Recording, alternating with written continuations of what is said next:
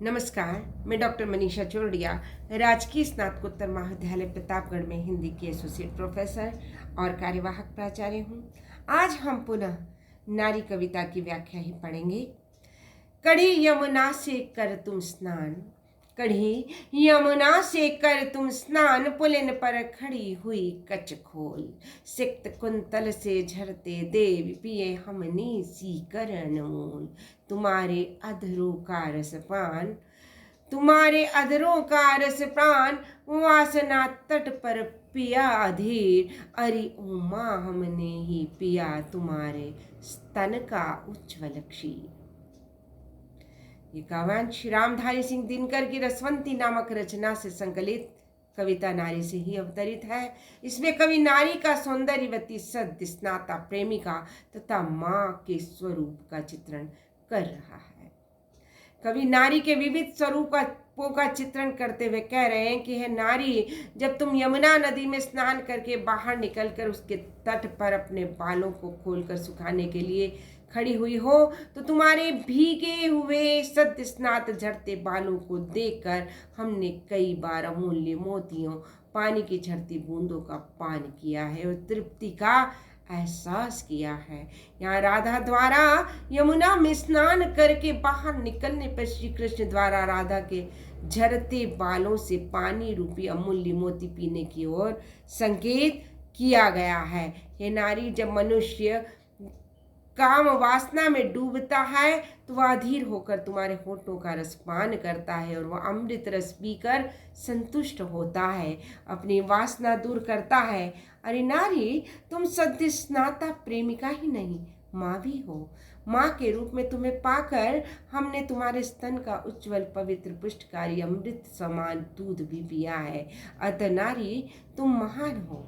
यहाँ विशेष बात, कवि ने नारी का विविध स्वरूपों, सद्य स्नाता, सुंदरी, प्रेमिका तथा माँ के बिंबात्मक चित्रण को प्रस्तुत किया है।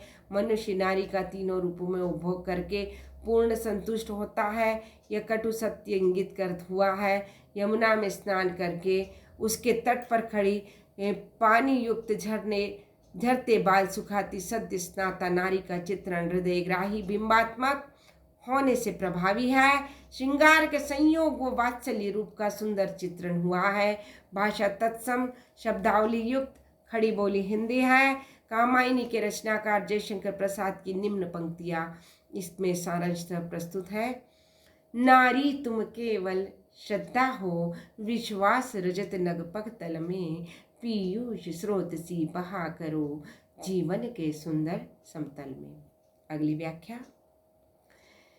पिया शीर्षव ने रस पीयूष, पिया शीर्षव ने रस पीयूष, पिया यौवन ने मधुमकरंद, त्रिषा प्राणों की पर है देवी, एक पल कौन सकी हो मंद, पुरुष पंखड़ी को रहा निहार, अयुत जन्मों से छवि पर भूल, आज तक जान न पाया नारी मोहिनी इस माया का रूप। कवि नारी का प्रियतमा माता स्वरूप अंकित करता हुआ कह रहा है कि हे नारी, प्रत्येक मनुष्य ने बचपन में शिशु रूप में तेरे आंचल का अमृत के समान दूध पिया है और युवावस्था में प्रेमिका की ओर आकर्षित होकर फूल का रसपान करने वाले भौरे की भांति तुम्हारे यौवन का भी रसपान किया है। इसके बावजूद मनुष्य की पान करने और भोग करने की इच्छा है देवी एक पल के लिए भी शांत नहीं हो सकी।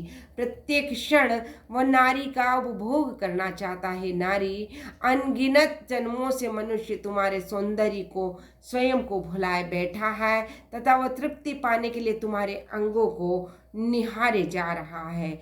इतना सब कुछ करने तथा तुम्हारे नजदीक रहने पर भी है रहस्यमय माया की मूल आधार तुम्हारे अस्थि स्वरूप को अभी तक मनुष्य नहीं जान पाया है। अर्थात आज भी तुम मनुष्य के लिए रहस्य वो माया की गुत्थी बनी हुई हो।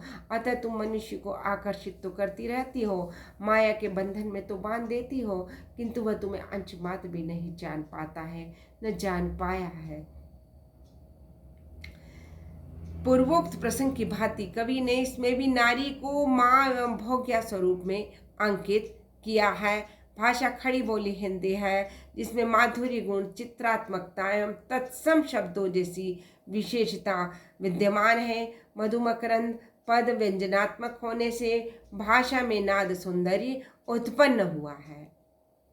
दूसरी व्याख्या, न छू सकते जिसको हम देवी कल्पना, वह तुम अगुण अबे भावना अंतर की वह गुण रही जो युग युग अकथ अगेय, तेरती स्वप्नों में दिन रात मोहिनी छवि सी तुम अमलान, कि जिसके पीछे पीछे नारी रहे फिर मेरे भिक्षुक गान। नारी को कल्पना के समान गुणातीत असीम मानते हुए दिनकर बता रहे हैं कि हे देवी, तुम्हें किसी कल्पना के समान हो जिसे चाहकर भी हम कभी पकड़ न पाए। तुम निर्गुण ब्रह्मा के समान असीम हो जिसे हम छू नहीं सकते, यानी तुम मनुष्य की समझ से परे निर्गुण असीम कल्पना हो जिसे छूना या पाना असंभव है।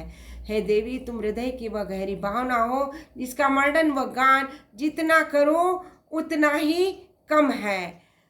तुम अवर्णनीय हो, तुम गान रहित हो। कवि आगे बता रहा है कि तुम पवित्र रूप धारण करके रात दिन प्रत्येक मनुष्य के स्वप्नों में उभरती तैरती रहती हो और उन्हें कभी आती हो कभी जाती हो और अपने वश में रखती हो। व्यक्तिशः कवि कह रहा है कि हे नारी, तुम्हारी इसी मोहिनी के समान अम्लान कल्पना सी छवि को पाने के लिए मेरे गीत तुम्हारे पीछे पीछे घूम रहे हैं, किंतु तुम्हारा सही बखान नहीं कर पा रहे हैं, अर्थात मैं तुम्हारे विविध स्वरूपों का गुणगान करने में असमर्थ हूँ।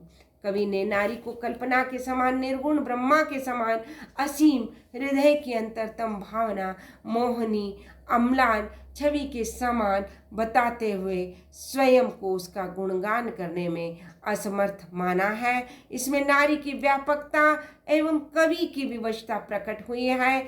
उपमा, पुनरुक्ति प्रकाश, अनुप्रास, अलंकारों, माधुर्य गुण, संस्कृतनिष्ठ शब्दावली से युक्त भाषा खड़ी बोली हिंदी है जिसमें प्रभु विष्णुता की अद्भुत क्षमता विद्यमान है। आज इतना ही। धन्यवाद।